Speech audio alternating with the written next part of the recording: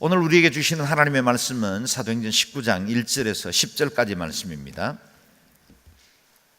사도행전 19장 1절에서 10절까지 저와 여러분 한 절씩 교독해서 받들어 읽겠습니다. 아볼로가 고린도에 있는 동안 바울은 윗지방을 거쳐서 에베소에 도착했습니다. 거기서 그는 몇몇 제자들을 만났습니다. 바울이 그들에게 여러분은 믿을 때 성령을 받았습니까? 라고 물었습니다. 그들이 대답했습니다. 아니요, 우리는 성령이 있다는 사실도 듣지 못했습니다. 그래서 바울이 물었습니다. 그렇다면 여러분은 어떤 세례를 받았습니까? 그들이 대답했습니다. 요한의 세례입니다. 바울이 말했습니다. 요한의 세례는 회개의 세례입니다. 그는 백성들에게 자기 뒤에 오실 분을 믿으라고 하였는데 그분이 바로 예수님입니다. 그들은 이 말을 듣고 곧바로 주 예수의 이름으로 세례를 받았습니다. 바울이 그들에게 손을 얹자 성령이 그들에게 내려 그들이 방언으로 말하며 예언하게 됐습니다. 그들 모두는 12사람 정도였습니다. 바울이 회당으로 들어가 석 달 동안 담대하게 말하며 하나님 나라에 대해 강론하고 설득하였는데 그 가운데 몇 사람은 마음이 완고해져 믿기를 거부하고 공공연하게 그 가르침을 비방했습니다. 그래서 바울이 그들을 떠나 제자들을 따로 데려다 두란노 서원에서 날마다 가르쳤습니다. 이 일이 2년 동안 계속돼 아시아 지방에 사는 모든 유대 사람들과 그리스 사람들이 주의 말씀을 듣게 됐습니다. 아멘. 우리는 지난 주일 사도 바울이 세속의 도시라 불렸던 고린도 그 한가운데서 하나님의 복음을 전파하면서 1년 반 동안 머물고 주의 제자들을 세워왔던 이야기를 묵상했습니다. 바울 일행은 다시 PPT를 보면 에게해를 건너서 에베소에서 얼마간 복음을 전파합니다. 그래서 고린도에서 에베소에 배를 타고 건너가서 그곳에서 복음을 전하다가 아굴라와 브리스길라 부부를 에베소에 남기고 자신은 다시 배를 타고 예루살렘을 거쳐서 안디옥으로 내려가 그곳에서 영적 재충전의 시간을 가졌습니다. 이로써 2차 전도 여행이 마무리되었습니다. 얼마간인지는 잘 모르겠지만 사도 바울이 그곳에서 새 힘을 얻고 난 이후에 그의 복음의 열정을 멈출 수 없어서 다시 제3차 전도 여행을 떠납니다. 그것이 오늘 본문과 그 앞에 있는 일부의 말씀들입니다. 3차 전도 여행 지도를 보면 바울이 이전에 개척했던 여러 지역들 돌아보면서 복음을 전한 것을 알게 됩니다. 1절 말씀을 다시 한 번 더 읽겠습니다. 시작. 아볼로가 고린도에 있는 동안 바울은 윗지방을 거쳐서 에베소에 도착했습니다. 거기서 그는 몇몇 제자들을 만났습니다. 지도를 다시 한번 보시죠. 바울이 이전에 개척했던 내륙의 1, 2차 전도 여행 지역을 거쳐서 에베소에 도착했습니다. 지도 띄워주세요. 그래서 이 1, 2차 전도 지역들을 다니는 동안 육로로 이동합니다. 그래서 각 지역에 개척했던 교회들, 믿음의 사람들을 경고케 하고 갈라디아와 부르기아, 윗지방을 이 두 지역으로 표현을 했습니다. 두 지역을 통과하면서 복음을 전했습니다. 사도행전 16장에서는 아시아로 가려는 사도 바울의 복음의 길을 하나님은 막으셨습니다. 그런데 이번에는 복음의 문을 활짝 열고 소아시아 중심 도시였던 에베소 지역으로 안내하셨고 그곳에서 하나님의 복음을 전파할 수 있게 하셨다는 것입니다. 하나님께서 행하시는 일에는 언제나 시간이 따릅니다. 그리고 그 시간은 언제나 완벽합니다. 우리가 행하려고 하는 일들의 길이 막혔습니다. 그럼 지금 때가 아닐 수 있습니다. 내가 지금 전혀 준비가 되지 않았는데도 어떤 길이 열려서 이 일을 하도록 우리를 밀어 나아가기도 합니다. 하나님께서 지금 그 일을 행하라고 우리를 부르신 것입니다. 우리의 시간표와 하나님의 시간표는 일치하지 않을 때가 들어 있습니다. 그러나 그 하나님의 시간을 따르기만 하면 주님은 완벽한 시간에 주의 뜻을 이루어 가십니다. 2차 전도 여행 동안에는 소아시아 에베소 지역에 복음 전하는 것을 성령님이 직접 주도해서 길을 막으셨어요. 성령님은 예수 그리스도를 증거하는 영이신데 그분이 성령님이 복음 전하는 길을 막으셨다. 그럼 다른 계획이 있으신 겁니다. 저와 여러분 하나님의 사람입니다. 성령께서 우리를 지배하고 있습니다. 그런데 어떤 일이 막히거든 그것 때문에 낙담하거나 좌절하지 마십시오. 막힌 길 다음에 하나님께서 다른 길을 예비하고 계신다는 사실을 기억하시면 틀림없습니다. 그리고 3차 전도 여행이 되었을 때 하나님은 아시아 복음 선교를 완전히 길을 열고 거기 엄청난 복음의 역사들을 이루어 나가게 하셨다는 것입니다.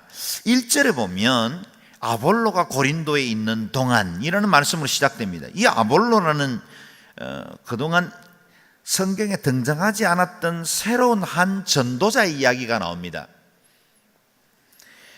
아볼로는 로마의 신 아폴론, 제우스의 아들 아폴론의 이름을 따랐기 때문에 로마권 문명에 의해서 성장한 그 문화권 안에서 성장한 사람임에 틀림이 없습니다. 이름이 그런 걸 보면요. 그러나 그는 유대인이었습니다. 그리고 그가 어떤 연유인지 모르겠지만 일찍부터 예수 그리스도의 복음을 접해 들었고 그리고 그 복음의 열정 때문에 이 진리를 전하기 위해서 곳곳에 돌아다니며 복음을 전하던 순회 전도자가 되었습니다. 사도 바울이 복음을 전하고 있어요. 곳곳에. 그래서 사도행전의 이야기는 사도 바울의 행적을 따라서 기록되어 있습니다. 그러나 초대교회 역사는 사도 바울과 그 전도 일행만으로 이루어지지 않았다는 사실이에요. 곳곳에 하나님의 복음을 전파하던 사람들이 있었고 그들을 통해 주님은 여전히 일하고 계셨다는 사실입니다. 여러분 세계 역사를 보면 위인이란 말하는 그래서 역사의 전면 무대에 기록된 많은 사람들이 있습니다. 그러나 지난 2000년 교회 역사를 보면 오늘날에 이와 같은 부흥과 은혜를 누리게 한 것은 무명의 사람들을 통해서 주의 그 거룩한 은혜의 강줄기를 이어오게 하셨다는 거예요. 어떤 사람들은 좀 더 사람들에게 인정받기도 하고 전면 무대에 나서기도 합니다. 그러나 어떤 사람들은 숨겨진 사람들입니다. 드러나진 않아요. 그래서 자신이 스스로 생각할 때도 내가 무슨 대단한 일을 할 것인가 이런 생각을 하기도 합니다. 그러나 그들을 통해서도 여전히 하나님의 일들은 이루어가고 있다는 겁니다. 그래서 내가 받은 이 구원, 내가 때때로 복음도 전하고 내가 주의 교회를 위해서 크고 작은 일에 충성하는 이 모든 일들은 그냥 단순히 내 개인의 신앙에 영적 유익을 얻고 내가 복을 받았기 때문에 나누기 위한 신앙적 행위로서 이루어지는 일로 그치지 않고 하나님께서 온 세상 열방의 구원을 이루어 나가는 거대한 물줄기 중에 일부분으로 우리를 사용하고 있다는 것입니다. 그렇게 생각하면요, 일하다가 그렇게 지칠 일 아닙니다. 섬기다가 그것 때문에 낙담하고 좌절할 일 아니라는 걸 알게 됩니다. 왜냐하면 우리는 하나님의 그 거대한 사역에 참여하는 동역자들이기 때문입니다. 이와 같이 아볼로를 쓰신 하나님 그에 관한 기록들이 바로 저 앞에 있는 본문 18장 24절 25절에 기록되어 있는데요, 아볼로의 소개입니다. 같이 한번 읽어보겠습니다. 시작. 한편 알렉산드리아에서 태어난 아볼로라는 유대 사람이 에베소로 왔습니다. 그는 학식이 많고 성경에 능통한 사람이었습니다. 그는 일찍부터 주의 도를 배워 열정을 가지고 전도할 뿐 아니라 예수에 대해서도 정확하게 가르쳤습니다. 그러나 요한의 세례만 알고 있을 뿐이었습니다. 아멘. 아볼로의 배경을 보면 사도 바울에게 결코 뒤지지 않는 사람이라는 걸 알게 됩니다. 당시 최고의 학문 도시 중에 하나였던 알렉산드리아에서 성장했고 학문과 성경에 능통한 사람이었다 그랬습니다. 유대인이었습니다. 혈통적으로는 율법을 알고 있던 사람이죠. 그러나 그는 헬라의 문화권과 로마 세계의 지배 가운데 있었던 알렉산드리아의 문화의 중심 도시 고대 근동의 가장 큰 도서관을 가지고 있었던, 그래서 많은 장서를 유지했고, 그래서 헬라어로 구약 성경이 처음으로 번역됐던 셉튜아진트 70인역 번역 성경을 가지고 있었던 곳도 알렉산드리아였어요. 다시 말하면 알렉산드리아에 어떤 형태로 그들이 디아스포라 이주민으로 가 있게 되었는지는 모르겠지만 그곳에서 로마의 여러 문화와 그리고 헬라의 철학들을 다 가지고 성장했던 사람입니다. 이 뛰어난 한 사람, 그곳을 통해서 하나님이 복음을 전하게 하셨는데 그가 먼저 에베소 땅에 도착했습니다. 그리고 그는 아마도 그가 가지고 있는 예수에 대한 정확한 지식, 그리고 주의 도, 열정, 그걸 가지고 탁월한 웅변적 지식을 가지고 복음을 전하고 있었던 것입니다. 그가 복음을 변증하는데 얼마나 대단한 능력을 가졌는지 우리에게는 익히 잘 알려져 있지 않지만 고대 근동에는 아마 사도 바울이 복음 전하는 곳곳마다 아볼로에 관한 명성도 있었으리라고 짐작합니다. 왜냐하면 고린도전서에 보면 고린도전서 1장에 4개의 파당이 서로 자기가 속한 것들 때문에 갈등하는 문제가 나옵니다. 그때 나는 바울에게, 나는 아볼로에게, 나는 게바에게 이렇게 각각 속한 당들을 이야기할 때 아볼로 이야기가 나옵니다. 사실 아볼로는 오늘 1절에도 기록이 되어 있지만 아볼로가 고린도에 있는 동안 그랬어요. 다시 말하면 에베소에서 복음 전하다가 이제 그도 역시 순회 전도자이기 때문에 사도 바울이 개척했던 고린도 교회가 있는 그 고린도로 이동하게 된 거예요. 바울에게 가진 은사와 은혜가 있고 또 아볼로가 가지고 있는 은혜와 은사가 있는 거예요. 설교자들도 다양하게 들으면 또 설교자들마다 주어진 은혜 말씀이 다르죠. 가끔씩 우리 교회에는 1부 예배와 2부 예배를 다 들으시는 분들이 계십니다. 그래서 담임 목사님의 설교와 담당 목사의 설교를 분석하는 분들이 계신다고 알고 있습니다. 저를 굉장히 두렵게 하시는 분들 중에. 그런데 여러분 1부 예배와 2부 예배를 들어보면 담임 목사님의 말씀과 제가 해석하는 게 큰 줄기에서는 차이가 없지만 내용적으로 접근이 상당히 다른 부분들이 많다는 걸 알게 됩니다. 아마도 고린도 교회도 그랬을 거예요. 사도 바울에 의해서 들었던 그 복음으로 성장하던 그 교회가 아볼로가 옴으로 인해서 또 다른 이제까지 발견하지 못한 새로운 영역에서 지혜와 그 계시의 영을 얻을 수 있었더라 하는 겁니다. 그래서 고린도 교회에 파당이 생길 만큼 영향을 주던 전도자였다 라는 겁니다. 그런데 이 아볼로에게 한 가지 부족한 것이 있었습니다. 그는 오순절의 체험이 없었습니다. 성령님께서 아볼로에 알고 있는 그 지식과 그가 가지고 있는 탁월한 웅변수를 쓰신다는 사실을 그는 인격적으로 경험해보지 못한 사람이었다라는 겁니다. 세례 요한의 세례만 알고 있었습니다. 2절 3절을 같이 읽겠습니다. 시작. 바울이 그들에게 여러분은 믿을 때 성령을 받았습니까? 라고 물었습니다. 그들이 대답했습니다. 아니요, 우리는 성령이 있다는 사실도 듣지 못했습니다. 그래서 바울이 물었습니다. 그렇다면 여러분은 어떤 세례를 받았습니까? 그들이 대답했습니다. 요한의 세례입니다. 사도 바울은 에베소에 도착했을 때 이미 믿게 된 제자들 몇몇 사람들을 만났고 그들에게 물었습니다. 여러분은 믿을 때 성령을 받았습니까?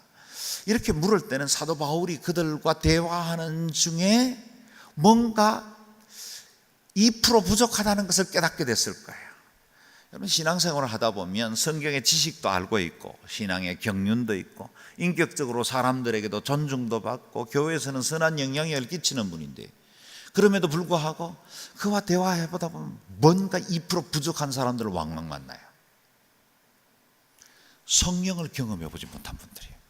아마 사도 바울이 에베소 교회의 제자들을 만났을 때 아마 그런 느낌이 들었던 겁니다. 그래서 묻습니다. 여러분은 믿을 때 성령을 받았습니까?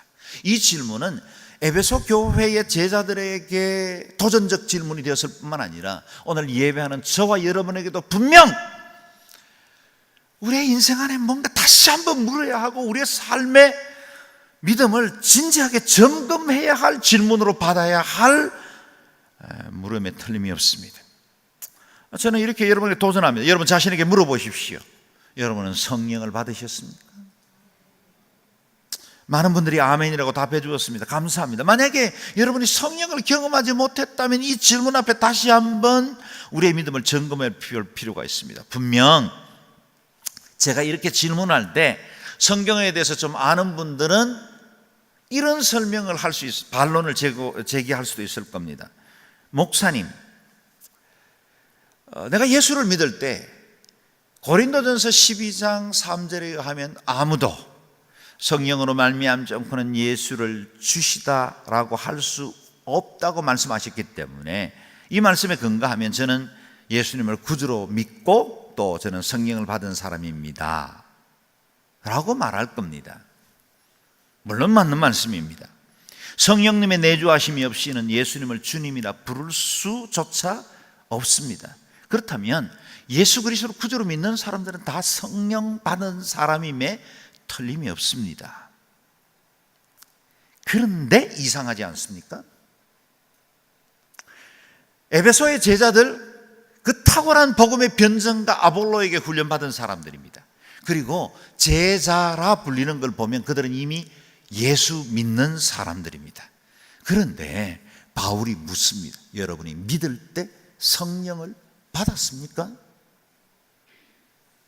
그 질문은 예수 믿지만 성령 받지 못했을 수 있다는 거예요. 내가 예수 그리스도를 구주로 믿고 주님 안에 있지만 성령의 체험을 통해서 내 믿음을 온전케 하는 기회를 얻지 못한 분들이 있다는 것입니다. 그래서 사실 오늘 본문에 대한 해석은 그리 단순하지만은 않습니다. 목사님들마다 신학자들마다 예수 그리스도를 구주로 믿는 사람들은 이미 성령을 받았기 때문에 이 질문은 좀 다른 차원의 것이다 라고 해석을 하는 분들도 있습니다. 그런데 저는 이 본문에 대한 이미 소천하셨지만 예수원의 대천덕 신부님의 해석을 참 좋아합니다. 그리고 저는 그 해석을 저의 이 성경 해석으로 받아들입니다. 대신부님은 성령의 임재를 설명할 때 이 두 단어를 구분해야 한다고 생각합니다. 우리 한국어에는 이 성령 충만이라고 말할 때 한 단어를 쓰지만 헬라어에는 단어가 분명하게 두 가지로 구분된다는 거예요. 이 두 단어에 대한 구분을 제대로 하면 오늘 본문이 풀린다는 겁니다. 그것을 한국말로 표현하면 성령 충만과 성령 충분이다. 뭐 이런 말은 처음 들어봤을 수도 있겠지만 좀 해석이 어려울 수 있습니다. 그러나 성령 충만과 성령 충분으로 해석해야만 한다는 겁니다.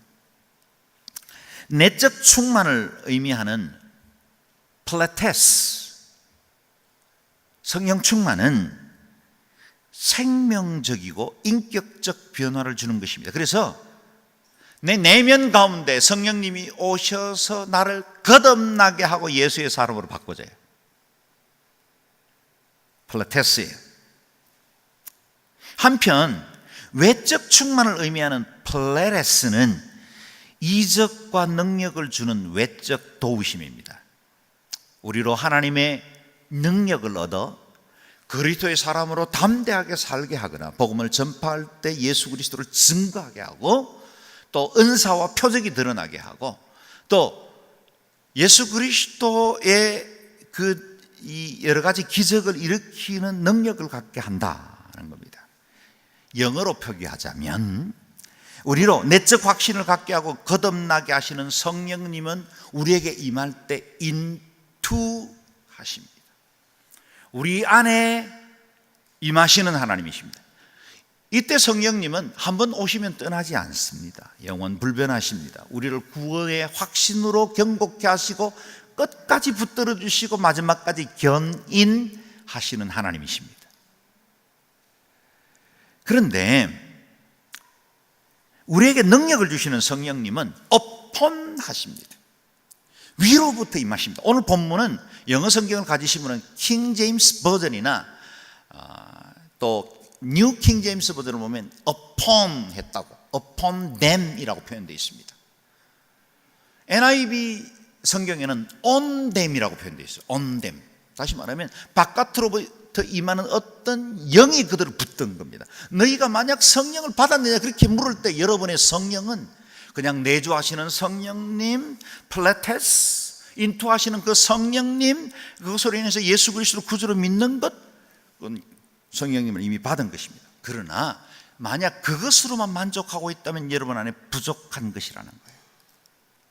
왜냐하면 우리가 온전한 그리스도인으로 살고 능력 있는 그리스도인으로 살아가려면 어폰하시는 성령님, 외적 능력을 부여하시는 성령님도 체험해야만 온전한 그리스도인으로 살아갈 수 있다는 것입니다. 그러므로 내가 성령님의 임재에 힘입어서 예수님을 구주로 믿고 거듭났어도 성령 세례는 체험하지 못했을 수 있습니다. 저는 오늘 여러분과 함께 이 성령 세례를 도전합니다. 우리가 사모하고 또 오늘 예배 가운데 우리가 초청해야 될 것이 있다면 성령님의 세례입니다. 하영조 목사님도 이 본문을 강해하시면서 예수님을 믿으면서도 성령과 은사와 능력을 누리지 못하는 성도들이 너무나 많다라고 말씀하시면서 성령의 세례를 사모하라고 늘 도전을 하셨습니다. 여기까지 신앙생활을 오신 것 잘 하셨습니다. 예배 드리는 것만으로도 귀한 일일 수 있습니다. 그러나 여러분, 영적 세계는 더 깊은 진리의 세계가 있습니다. 여러분이 경험한 세계보다 더 깊은 하나님의 은혜와 우리가 경험하지 못했던 새로운 영적 체험들이 있다는 거예요. 그것이 일부 몇몇 사람들의 체험이나 간증으로 그치지 않고 여러분의 체험이 되게 해야 한다는 것입니다. 더 큰 은혜, 더 큰 은사 사모하십시오. 성경에 기록된 이 무한한 은혜의 보고는 소수의 몇몇 사람들만 누리라고 주신 것이 아니라 모든 그리스도인들이 함께 누리고 이 은혜로 강력한 그리스도의 능력과 은혜를 주장하며 살아가도록 주신 말씀입니다. 우리에게 주신 약속입니다. 청구하면 되는 것입니다. 믿는 자들에게는 이런 표적이 따르니 귀신들을 쫓아내고 병들을 치유하고 무슨 독을 마실지라도 해를 받지 않는다고 말씀하고 있어요. 믿는 자들에게 따르는 표적이에요. 예수 그리스도를 믿으십니까? 아멘이시죠. 그렇다면 이제는 능력을 청구하십시오. 위로부터 임하는 성령으로 인하여 여러분에게 성령 세례를 받음으로 하나님 앞에 온전한 그리스도인으로 살아갈 수 있도록 성령에 대한 거룩한 목마름을 소유하시라는 겁니다. 여러분 믿을 때 성령을 받으셨습니까? 사도 바울의 질문을 풀어 해석하면 이렇습니다. 여러분은 예수님을 믿고 있군요. 그런데 뭔가 부족해 보입니다. 성령의 역사를 경험해 보지 못한 것 같아요. 여러분은 성령 충만을 경험해 보셨습니까? 이렇게 묻는 겁니다. 이 같은 질문에 대해서 에베소의 제자들은 답하기를 아닙니다. 우리는 성령이 있다는 사실을 듣지도 못했습니다. 들어보지도 못한 겁니다. 왜요? 그들의 성경 교사였던 아볼로에게 그런 체험이 없는 거예요. 아볼로에게 그 체험이 없으면 어떻게 그 제자들에게 그것을 가르칠 수 있겠습니까? 가르침을 받지 못했으면 어떻게 이 영의 비밀한 세계까지 눈을 들고 깨달아 할 수 있겠습니까? 바울이 이어서 묻습니다. 그렇다면 여러분은 어떤 세례를 받았습니까? 한 제자가 답합니다. 요한의 세례입니다. 요한의 세례입니다. 오늘날에 안타깝게도 많은 그리스도인들이 요한의 세례, 다시 말하면 회개에 이르는 세례는 받았습니다. 예수 그리스도를 구주로 영접한 이후에 받은 세례는 있습니다. 그런데 성령의 능력과는 너무 먼 동떨어진 삶을 살아가는 사람들이 있다는 거예요. 그래서 신앙생활을 5년을 했고 10년을 했는데 신앙생활에 기쁨이 없어요. 예수 믿고 신앙생활하는 게 의무방어전입니다. 그리스도인 공동체들과 만나서 교제하는 것이 겨우 외교적 관계 이상을 넘어가고 싶어 하지는 않아요.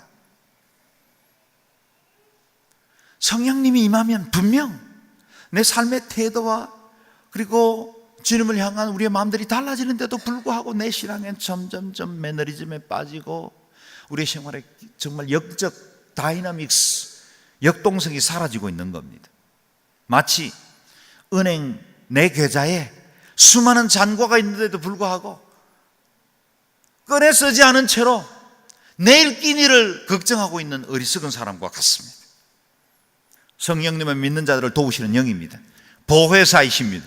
우리 마음에 평안을 주시고 담대하게 하십니다. 내 연약함을 넘어 하나님의 무한하신 자원을 사용하도록 도우시는 분이 성령님이십니다. 높은 언덕길을 자전거 페달을 밟아서 내 다리 힘으로 올라가려면 얼마나 힘들어요. 자동차 페달을 밟으면 그냥 쑥 올라가지 않습니까? 여러분, 신앙생활도 내 힘으로 하려고 하면 율법적이 되고 내 힘으로 하려고 하면 힘들어요. 그러나 성령을 받으면 신앙생활이 기쁩니다. 교회 오는 것이 너무 즐거워요. 예배 오는 날 손꼽아 기다립니다. 사모하는 마음으로 예배를 그리워하게 돼요. 저는 여러분에게 성령 충만이 임하기를 바랍니다. 그 성령을 따라 여러분 안에 새로운 신앙생활, 새로운 영적 세계가 열리기를 주의 이름으로 축원합니다. 자, 그렇다면 이제 에베소 제자들을 변화시킨 말씀을 한번 들어보십시오. 4절 5절 같이 읽습니다. 시작. 바울이 말했습니다. 요한의 세례는 회개의 세례입니다. 그는 백성들에게 자기 뒤에 오실 분을 믿으라고 했는데 그분이 바로 예수입니다. 그들은 이 말을 듣고 곧바로 예수의 이름으로 세례를 받았습니다. 아멘.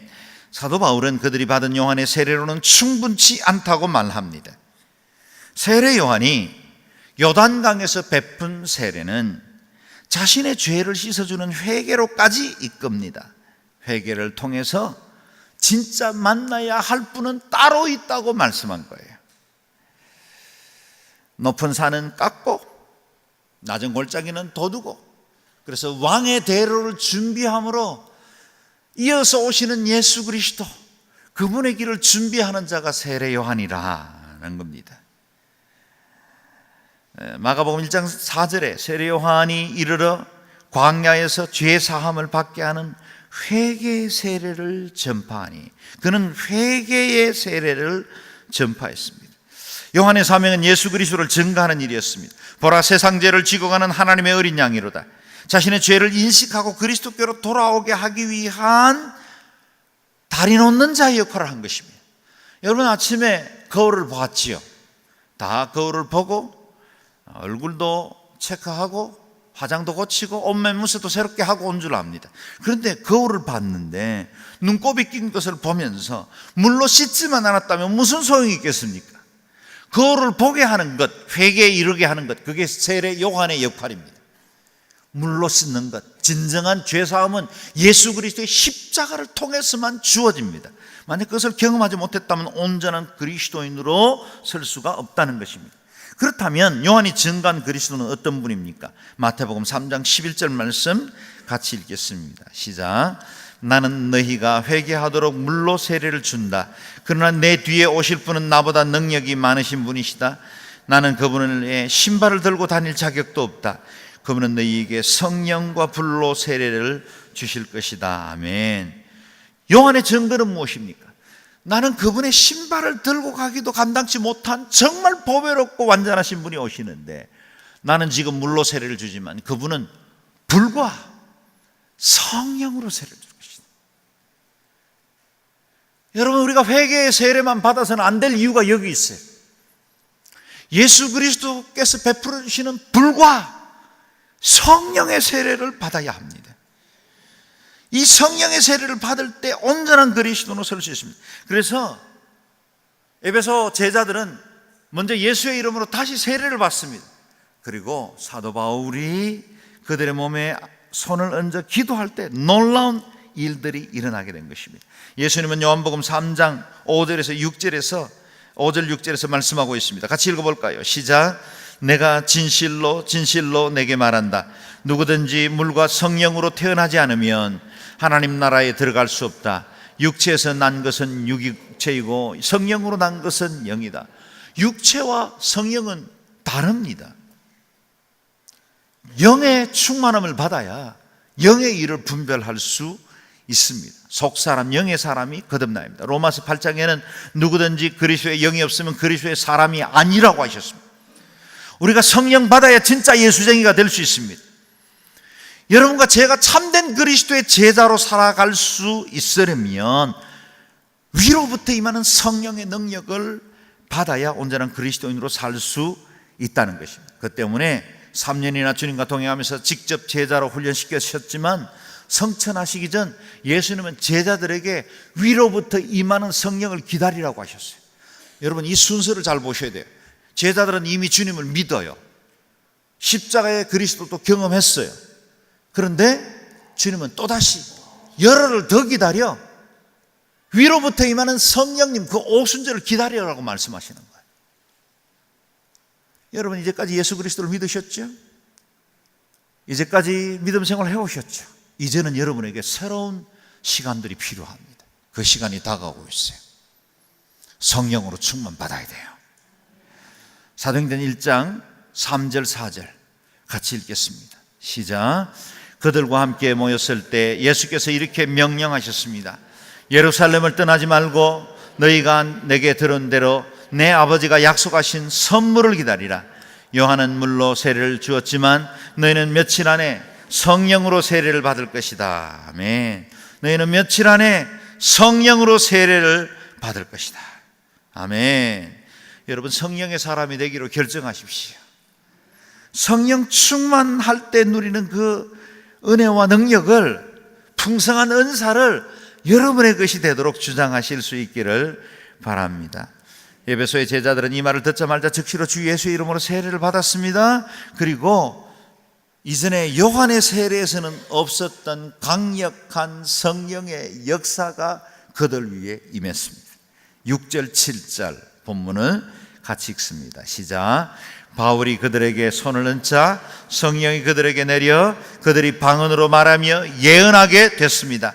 그들은 모두 12사람 정도였습니다. 아멘. 바울이 그들에게 손을 얹을 때 성령님이 그들 위에 강력하게 임했습니다. 그래서 그들이 이전에 알지 못하던 방언을 말하기 시작했고, 그리고 예언을 하게 되고 은사들이 드러났어요.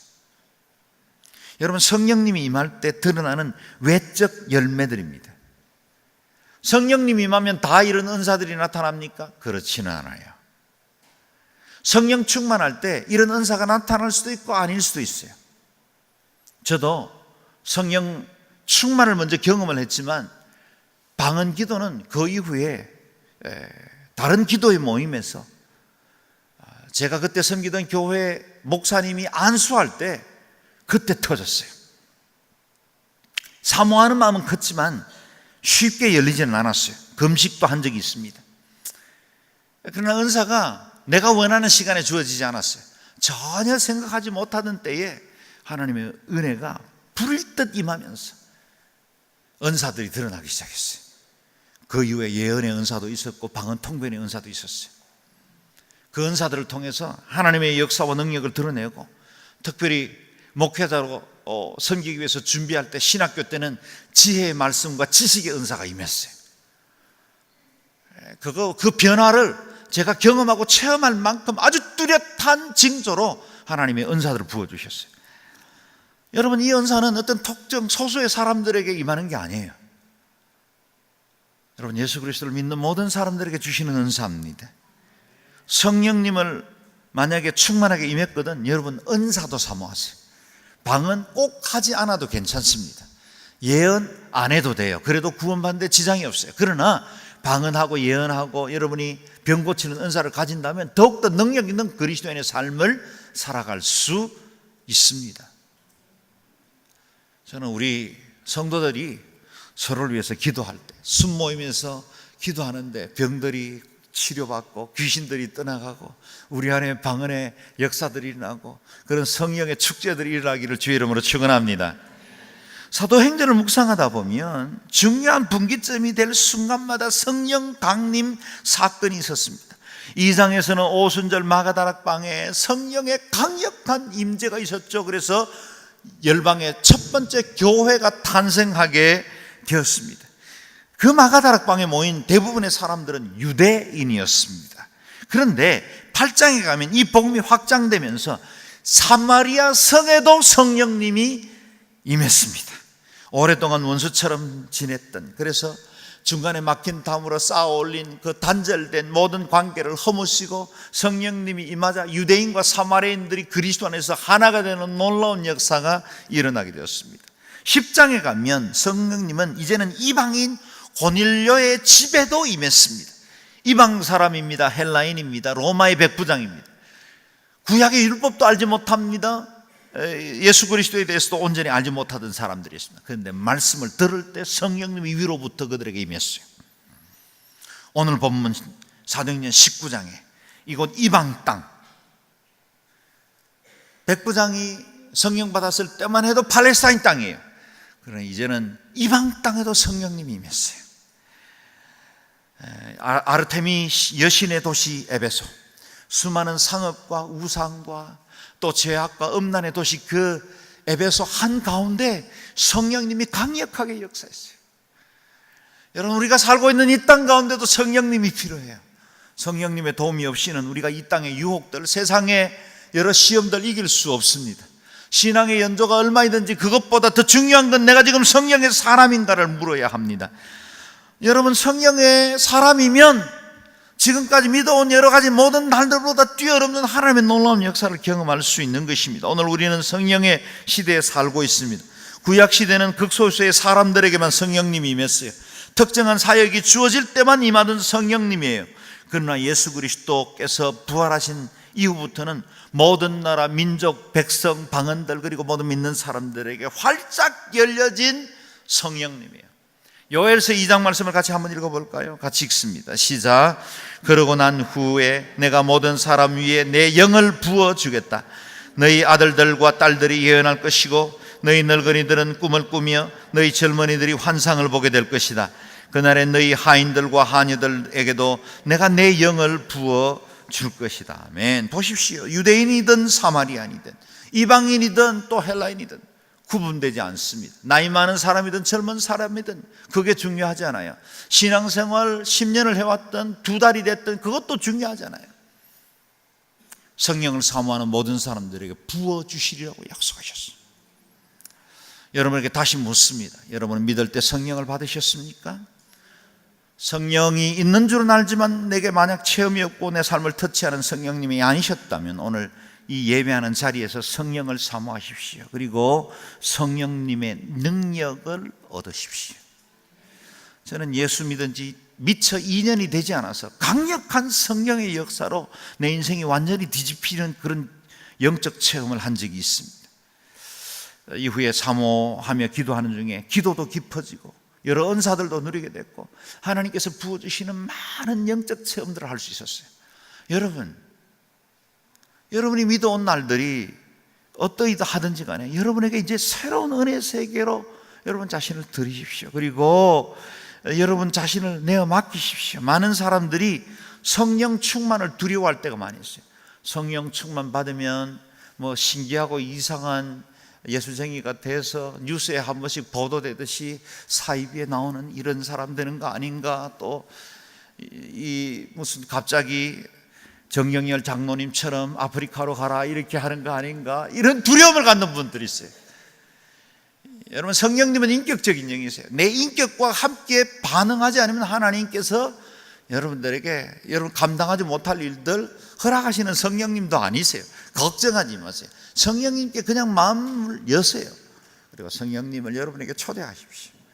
내가 믿기로 결정하신 그 성령님이 이제는 내 삶에 들어오셔서 주인이 되시고 능력을 드러내시고 하나님의 그 놀라운 은혜로 임하도록 올려드리시기를 바랍니다. 언제요? 지금요. 다음 기도회 모임으로 연기하지 말고 지금 이 시간이 길든 짧든 여러분 짧게 기도하는 동안에 하나님 앞에 성령으로 여러분 삶을 의뢰하고 초대하실 수 있기를 바랍니다. 오늘 이 시간에 하나님, 나는 성령님이 필요합니다. 내 삶이 성령으로 충만해지기를 원합니다. 그런 분 있으면 자리에 조용히 일어나서 여러분 가슴에 두 손을 얹으십시오. 그리고 여러분 마음으로 고백하십시오. 성령님, 제게 임하셔서 충만함으로 새롭게 해주시고 제가 하나님의 말씀으로 더욱더 온전한 주의 사람들 되기를 원합니다. 이 시간에 같이 통성으로 여러분의 소리로 목소리를 함께 기도하며 성령님을 구하겠습니다.